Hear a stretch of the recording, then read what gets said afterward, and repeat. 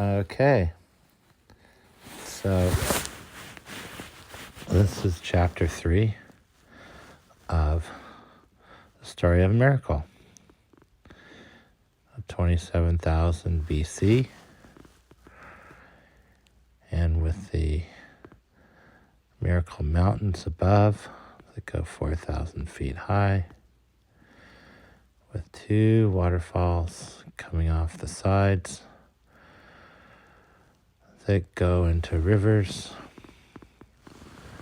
It's a pond where the water goes down and a river comes out, and those 2 rivers flow together into one lake called Lake Miracle.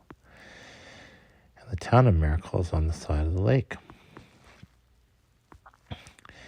And this chapter is about Irma, the elder, who is 80. However, we're going back to when she was a little girl. She was only 5 years old. And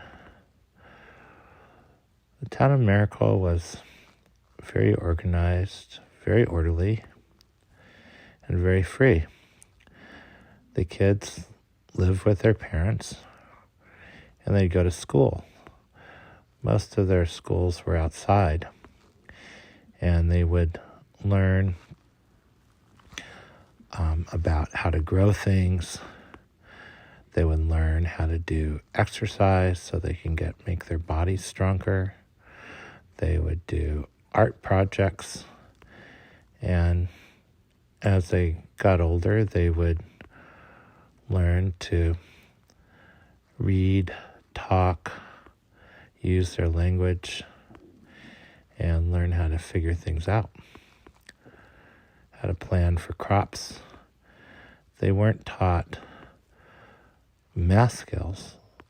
They were taught how to specifically figure things out that they might do or that other people in Miracle were doing, like how to plan for a season, a crop, when to plant it, what was needed, what kind of yield they'd get. So there's no basic math problems. When the kids were really little, they would just go to the lake, and the teachers would say, "How many ducks do you see on this side of the lake?" And the kids would count them. So everything was very practical. And there was good synergy between all the people in Miracle on a normal basis. So when Irma was a little girl and she lived with her parents, she lived with her mom and dad, and she was the oldest. And she had a younger sister and brother. Brother was 1, her sister was 3. Her brother's name was Ben. Her sister's name was Candy.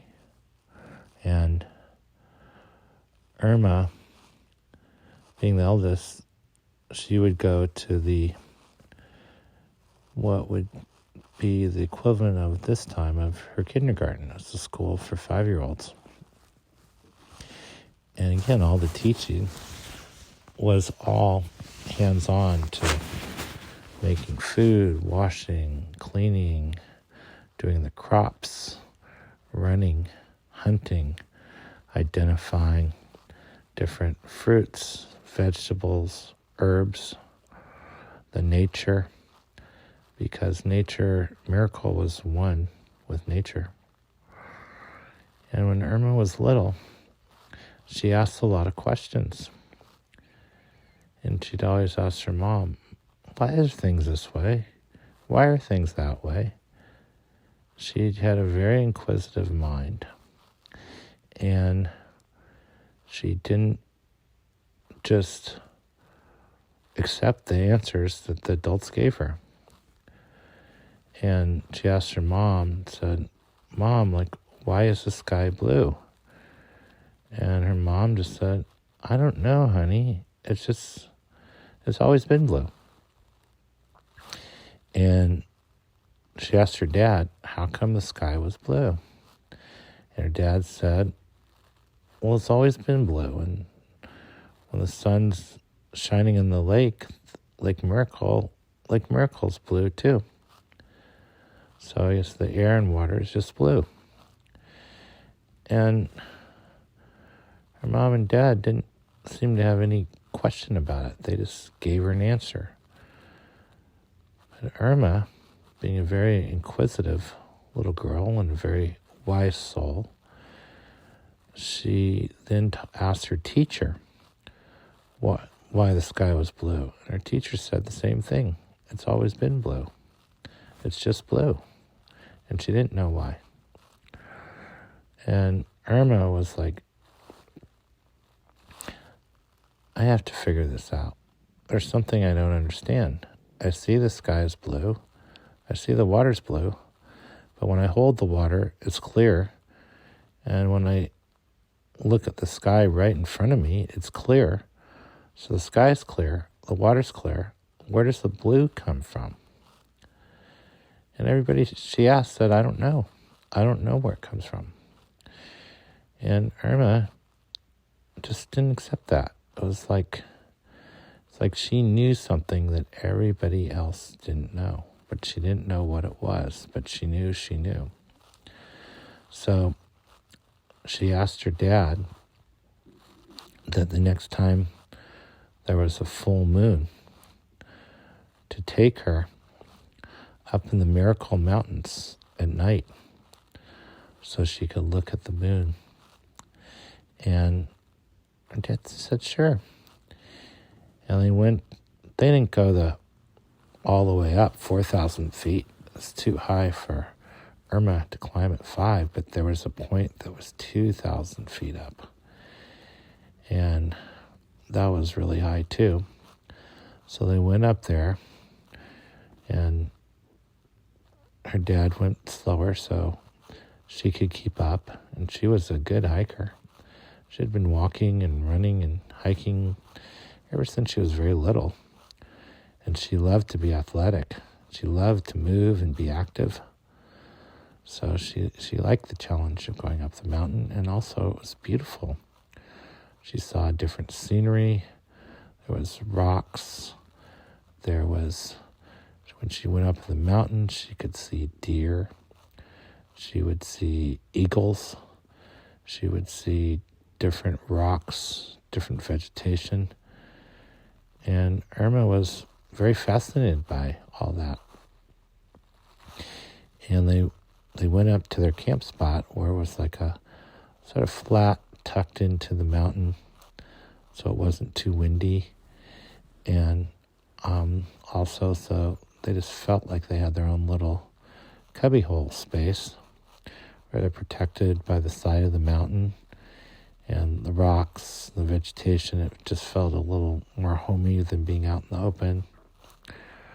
And then after they got up there, her dad set up camp and she helped them. There wasn't much to do. All they had was their mats they would sleep on, and then just putting away their food, their water, extra clothing, and their knapsack. And then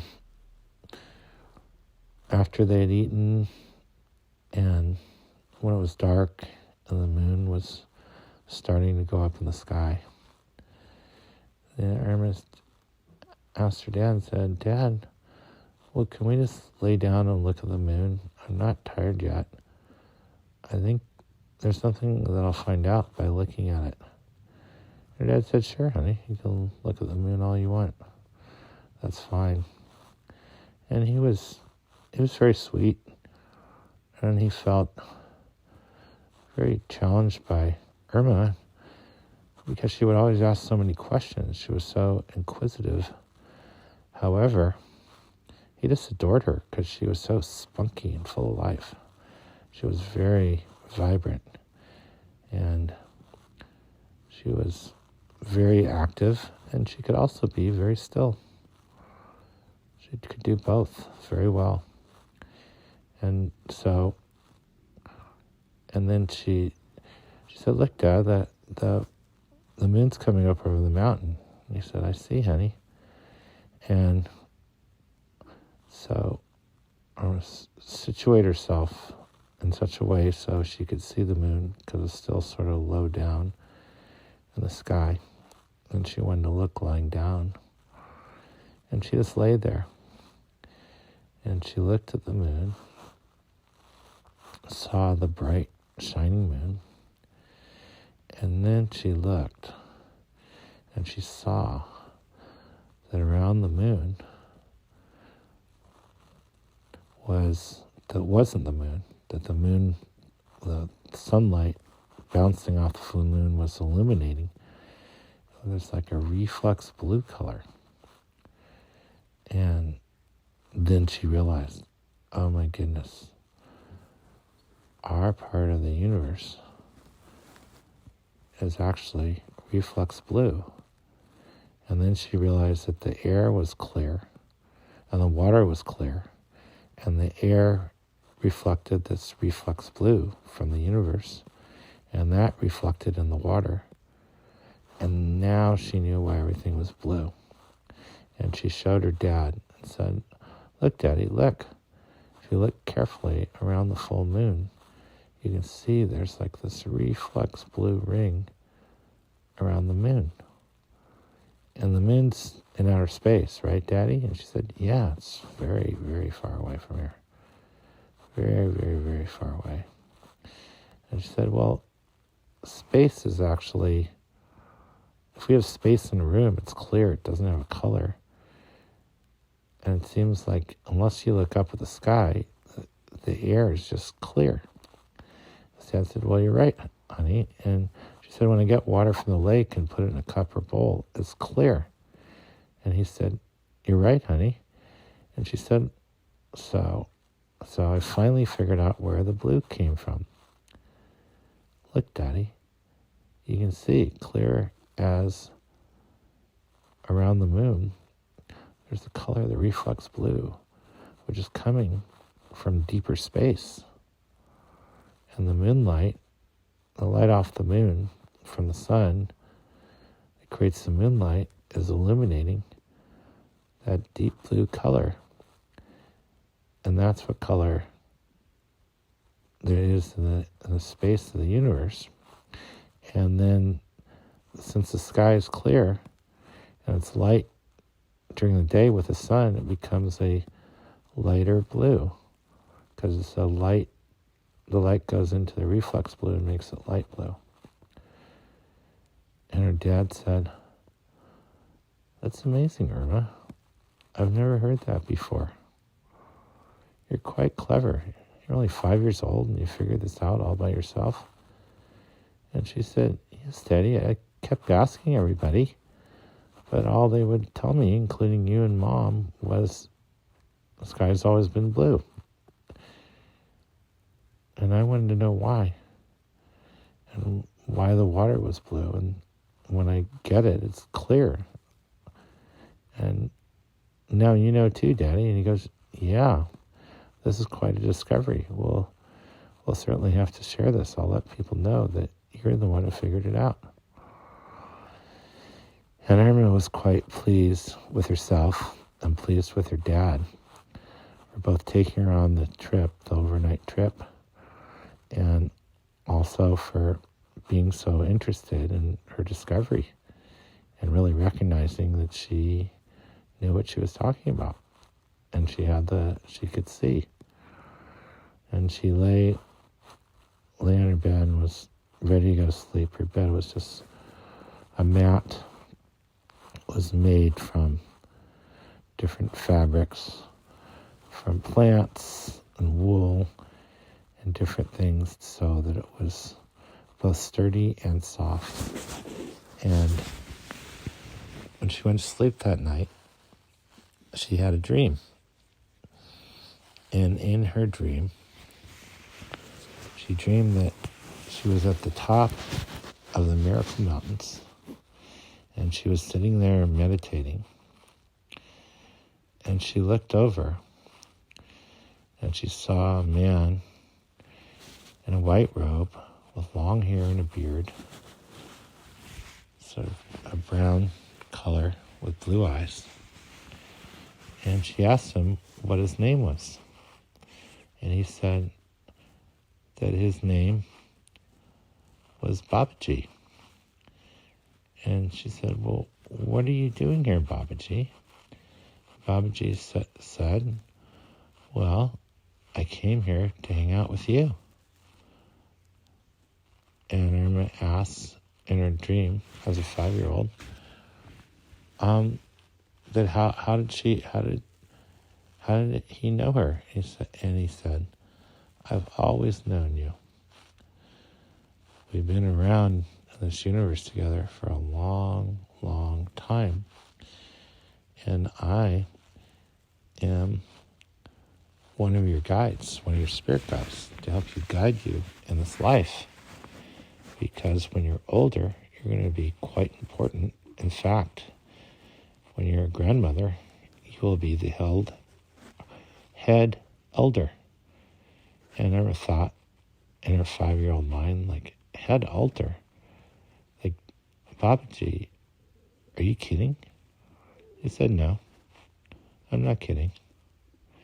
And he said, look me in the eye, both my eyes, with both your eyes, and feel into your heart. And just feel from your heart into your whole body. And just feel the light, which is your love of life, in your heart. And feel your love of life radiating throughout your whole body without you having to do anything at all. And Irma said, okay, I can do that. And Babaji said, let's just be quiet for a while. And I'll keep looking at you and you keep looking at me. And she said, sure, I'm happy to do this with you, Babaji. And she did. And she started feeling this feeling of like floating, like she was getting big, like her body was getting big like a balloon. And she started feeling sleepy. And before she knew it, she wasn't conscious of her dream anymore. And she was just in a deep sleep and wasn't aware of the dream anymore. However, when the sun came up and she and her dad awoke with the dawn light, the first dawn light, which they got up in the mountains, Irma said, Daddy, do you know who Babaji is? Her dad said, yeah, there's stories about him. He's one of the saints. He's one of the saints that we worked with in the stars who got us ready for being on Earth. And I don't remember him myself, I just remember the stories. And the stories were of how Babaji had this compassionate heart of pure love. And he just loved, he loved life.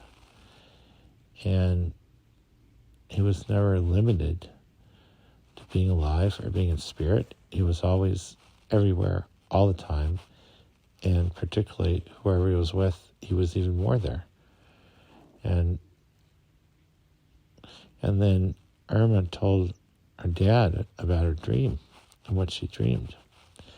And her dad was like, honey, this is amazing. So you had a first-hand connection with Babaji. That's what you felt in your dream, right? And Irma said, yes. And her dad just shook his head and he was amazed. He just didn't even know what to think. Here was little girls like connecting with Babaji. And he looked around and he saw a wildflower growing close by, and he picked it and he gave it to Irma and said, "Look at this, honey, look how pretty it is." And she looked at the flower and said, "Oh, it's beautiful, Daddy." And her dad said, "You like looking at the beautiful flower, right?" She said, "Yeah." He said, "Well, that's Babaji likes being with you. You're like a beautiful flower." And she smiled, and she had little tears coming down her eyes, and she said, "Daddy, that is the sweetest thing. That is the sweetest thing that anybody has ever said to me. I love you, Daddy." And she threw her arms around him, and he held her tight. And then he said, okay, that it was time to pack up and go back. And, but before they left, and they wanted to make breakfast, and she could tell him all about her dream and how she felt now. And her dad went and got out the breakfast, nuts and dried fruit, some water, and she told him about the dream, and her dad seemed very intrigued. She looked over at him, and his eyes got really big, particularly when she said that she would be the head elder. And her dad seemed to be amazed. And he's like, "Wow, honey, that's amazing. That's amazing."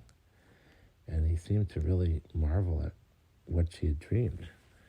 And he seemed to, the way he was responding, it was like she really was in contact with Babaji, and that she did was that somehow that Babaji was connected to her. And her dad was amazed by that. So they got down, they walked down the mountain, they went trails, they went by the streams. They were not right where the waterfalls were, but there's different waterfalls. Off the waterfall came different streams that cascaded, and it was a beautiful path, and the sunlight glistened in the water. And they enjoyed every step. And as they walked down the mountain, everyone would tell her, "Daddy, look at these flowers, Daddy. Look at these rocks. Look at the sun sparkle in this water. Look at this stone." And she was so inquisitive and finding so many things to be amazed by. And her dad was just amazed by her, that she was so inquisitive and so relating to life, and she had such an open heart and such an open mind. And her dad found her just to be very dear. And he said, "Irma, in case you ever wonder, your dad loves you all the time. All the time. Whether I'm with you or not with you, I always love you." And Irma was really touched by that. And once again, she had little tears coming down her eyes, and she grabbed her daddy and said, "Daddy, I love you so much." He said, "Oh, I love you so much, honey. You're just wonderful, Irma. Your dream sounds really very magical and special. I can't wait till we get down the mountain. You can share it with your mom." And I suggest just wait till she could really listen, so she could really take in what happened. So if she's busy with her sister and brother, wait to tell her. And she said, "Okay, but I really want to tell her right away. I'm really excited about it." And her dad said, "I know, honey, but I think it's really so important, your dream. It's so important your mom would get it. I don't want her to be distracted by your sister and brother. In fact, I'd like you to wait till after they go to sleep, and just you, me, and your mom can hang out. Okay, will you do that for me?" And she said, "Sure, Daddy." And they continued down the mountain. Irma continued to be amazed at the sunlight glistening in the water. And when she looked up at the sky, even though she didn't see the origin of the blue, she knew that there was a reflex blue, and the sunlight was lightening up the sky. And she felt very magical that she had figured it out on her own, even though she didn't really figure it out. All she did is pay attention. She was just inquisitive. She had an open mind. She didn't think it was anything special to have an open mind. Like that was normal. And they got back down, and we saw them as they're walking by one of the rivers. And then around the lake, she found a miracle, and she saw different people she knew and said hi and told them that she had camped up with her dad and had a very together. And everybody seemed quite supportive and appreciative. Like, that's great, Irma. Sounds like fun. And you have such a good daddy that would take you up there like that. And then she got home and saw her mom and her brother and sister, and they were all excited to see each other. And her mom said, I fixed a special dinner, actually in honor of you, Irma, your favorite. And she had some fish that they caught in the lake, and then they had something that was like a spinach that then she would cook in water. And they also had some black wild rice. And she had also certain seasonings in it to make it taste very tasty. And Irma was so grateful. This was her favorite meal. I said, Mom, thank you so much for making my favorite meal. And her mom, who was also very sweet, said, well, honey, I just want to honor what you're doing. I mean, here you're 5 years old, and you're asking your dad to take you up in the mountains, and you have your own sort of vision quest of what you're looking for. It might be different than a vision quest, but just a quest. Finding out more about life. And I'm quite proud of you. And she said, thanks, Mommy. She said, I love you so much. And she went and grabbed her mom around the waist. And her mom stopped fixing the food and just gave her a hug. And said, Irma, I love you so much. I'm so glad you're my daughter. And Irma said, I love you so much, Mommy. I'm so glad you're my mom. And later on, after they had finished dinner, and her brother and sister went to bed, and Irma was just with her mom and dad, and they were around they did a fire outside. They had a fire pit, and I made it a little bit warmer. And Irma's dad said, Irma, honey, tell your mom about our trip, and particularly tell her about your dream. So Irma told her mom the details of the trip, just briefly, and then she went and exactly told her what happened in her dream. And like her dad, her mom, eyes were wide open, and she seemed to be quite amazed. So you're with Babaji, right, Irma? And she goes, yeah. And Babaji said that you've always been together, right? And she said, yeah. And that he was here to help you, and that you're going to be the leader of Miracle when you're a grandmother. And she said, yeah. And her mom said, wow, for a little girl, 5 years old, you sure seem to be confident about yourself. And Irma looked at her with that sort of a strange look on her face and said, well, I'm just like the other kids. I just do what I do. I don't really feel like I'm special. Why is it special to wonder why the sky is blue? I think that's pretty normal, Mom. Really. And Mom said, well, maybe you're right, honey. I just know that you think about things that other people don't think about.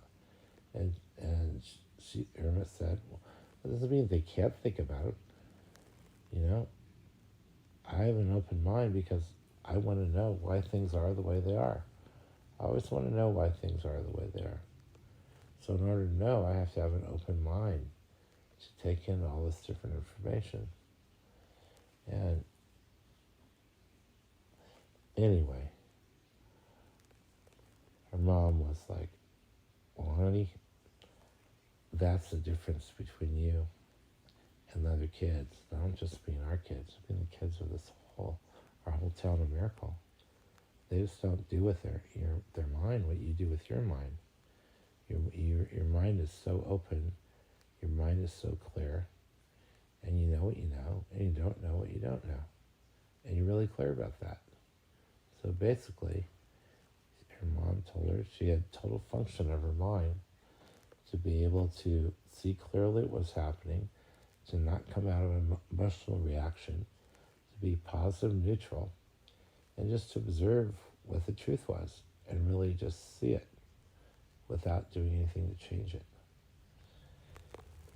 And Irma went to sleep that night, and when her mom put her to bed, since she had been with her dad on the little trip, her mom lay with her and told her a story and let her know how much she appreciated her being such a open-minded child.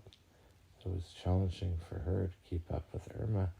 However, she loved that about Irma, that she had such an open mind. And that night, Irma went to sleep, and she had one hand on her heart, and she had the other hand on her belly. And as she lay down to go to sleep, she thought about adventures that she'd had with her dad, and that now she felt like she had figured out one of the things that was really bothering her. And she felt better. And she decided that if she ever needed to figure anything else out, she just would and would get every help she needed to figure things out for herself. And that's the end of chapter 3.